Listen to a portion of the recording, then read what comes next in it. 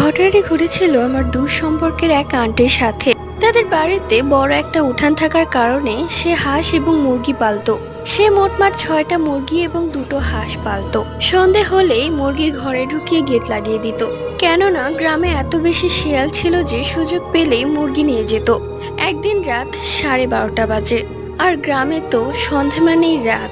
সন্ধে 7টার দিকে সবাই ঘুমিয়ে যেত।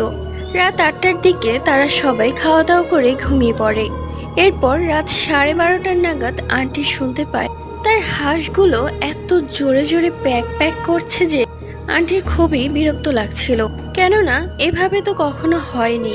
তাই আন্টি একটা হারিকেন নিয়ে বের হয় কি হয়েছে তা দেখার জন্য। হাঁসের ঘরের সামনে এসে আন্টি যা দেখে তা দেখার জন্য আন্টি মোটেও প্রস্তুত ছিল না। দেখে কালো বড় ভাল্লুকের মতো তার হাঁস দুটোকে নিয়ে এক এক করে গিলে ফেললো, যেটা দেখে আন্টি সেখানে অজ্ঞান হয়ে